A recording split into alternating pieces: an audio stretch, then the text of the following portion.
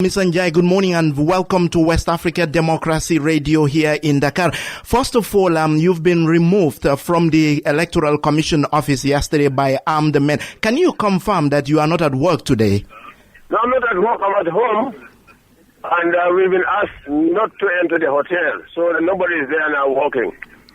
What were the circumstances in which you were removed from your office yesterday? Did the armed military personnel give any reason?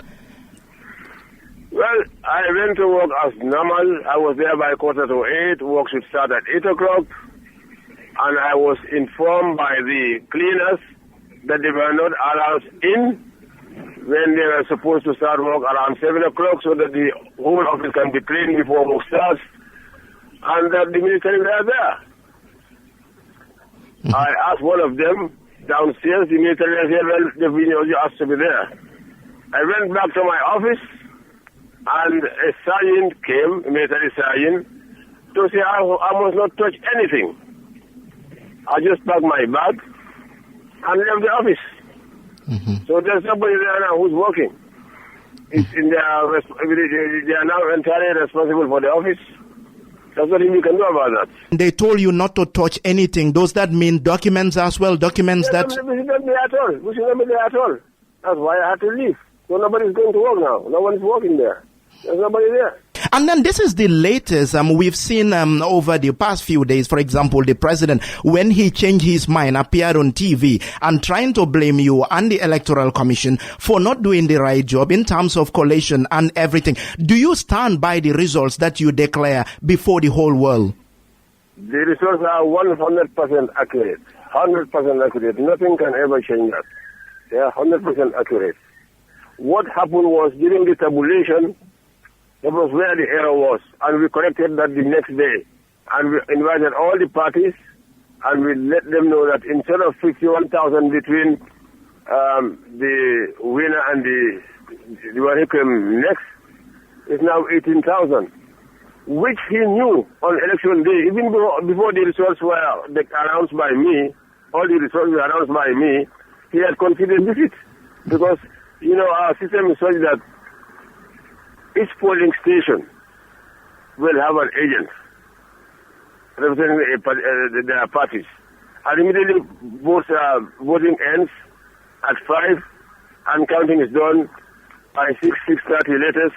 They would have known the result because they phoned their respective offices to let them know the results of that particular polling station.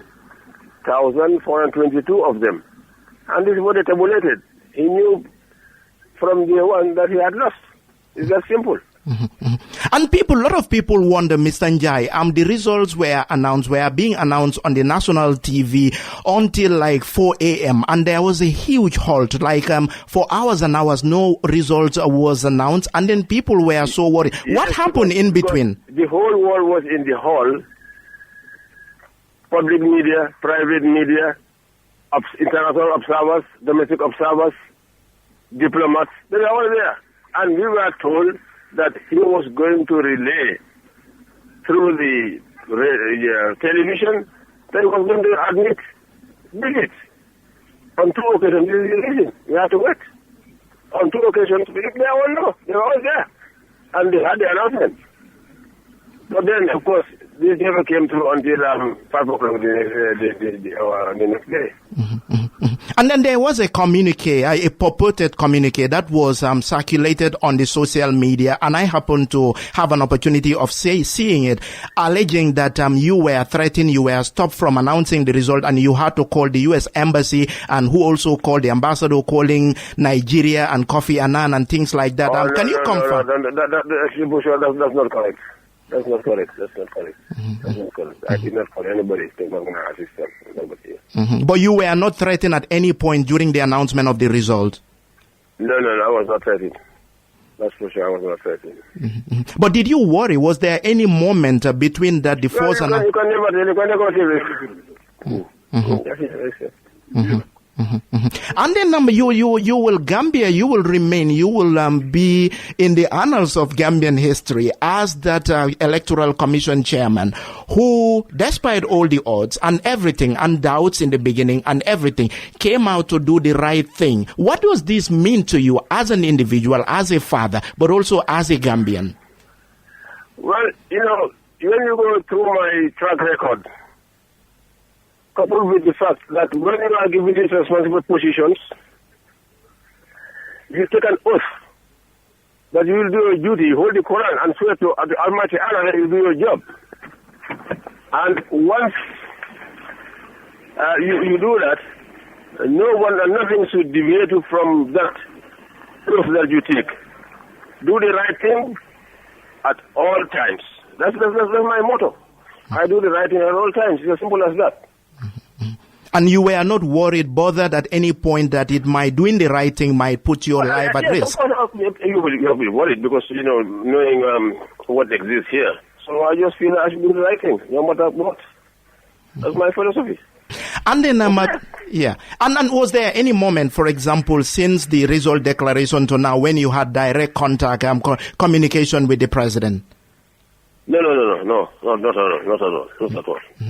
And are you bothered? And are you bothered that he has now decided to go to Supreme Court to challenge the results? No, you see, I'm not bothered in the sense that there will be no Supreme Court. The Supreme Court has been dormant for the past 20 months. There's no Supreme Court. Supreme Court consists of a panel of 7 judges, and there's only one judge. And my understanding is that none of the West African countries will send anybody here to be appointed as a Supreme Court judge. So there we are. There's no Supreme Court existing. That's the legal way of doing it. But it doesn't exist. Since May last year, the court has been dormant. So it cannot be revived now. That's the problem. And we've seen the ECOWAS leaders led by President Ellen Johnson Sirleaf on Tuesday arriving in the Gambia to try to mediate fact-finding mission. And they met you. This team met you. What did they tell you and what did you discuss with them? Well, except that according to the president, there are some polling stations where their agents were not allowed into the polling station. I mean, for anybody who knows our system here, that's never been the case. And even where you don't have an accredited paper from your party to be at that polling station, the other party or other agents are there. And besides, there's nothing anyone can do to rig the elections. It's not possible. Because it starts in the presence of everybody. It comes in the presence of everybody. You cannot just tell the people at a particular polling station to say, this is all I want. Because you don't know these people. We engage them just for 3 days. And there's over 7,000 of them all over the country. These people, we don't know them. We advertise and they apply. Some are teachers, others are civil servants, others are businessmen, others are students.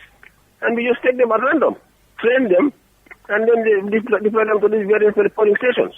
You cannot just tell everybody that this is what I want from here. It's not possible. Practically, you cannot do it. It's not possible. The only issue was also that some people went to vote, even though they had a valid card, but their names were not in the register. They were not allowed to vote. These cases are very, very minor. Not more than 20 around the whole country. Because there was a time when they did double registration, and they were asked to surrender one of the cards. Those who never surrendered the cards, the other cards were written off. And the last one register was the one that was appearing in the register. So this is the case. But I mean, those things are flimsy excuses. No, nothing happened. That will not alter the result at all. Never. And Mr. Njie, when the president said that he is declaring the electoral the result in totality void and null, he said one of the things he want to do is to create another commission in his word, who are God fearing. A lot of people are saying this is an insult to your dignity as an electoral commission chairman. How did you feel about that? The president saying, well, there's nothing we can do about that because it is him who appoints the commission members. And there's 5 of us. I'm the chairman. And he does that in consulting with the Judicial Service Commission and the Public Service Commission. So there's nothing we can do about it. He appoints you. He can also fire you. But to fire you has to go through a certain process. But as it is now, I mean, whether I'm there or not makes no difference to the results. The results are there. They are tangible. When you go to each of these 1,422 polling stations, the results are attached there. Even where they are thrown off, all the parties have their records. So that will not show anything. Nothing. And the fact that the military take over the Electoral Commission office would not, for example, create any problem. For instance, the armed personnel tampering with the documents to make a case for the president. That's not possible. Even if the whole building is burned to ashes, that will not change anything. The results have been declared. They've been disseminated. Everybody has it all over the world. You go to our website, it's there. Whatever. That has no meaning at all. None whatsoever. No meaning. Yeah. And Mr. Njie, a lot of people are now worried, concerned about your safety and security. For me, there's nothing I can do. There's nothing I can do about that. But is there anything you're doing differently now? Yeah. Is there anything? Okay, so that's what you say. You're born here in the Gambia and you'll die in the Gambia. I'm not going anywhere. Even though my family, everybody is saying move out, move out, move out. I'm here. It's as simple as that. You will never flee the country. Why should I? Of course, my family are still applying pressure. But I said no. I remain here. I remain here. Okay, Mr. Njie, thank you very much. You're welcome. Thank you very much. You're welcome.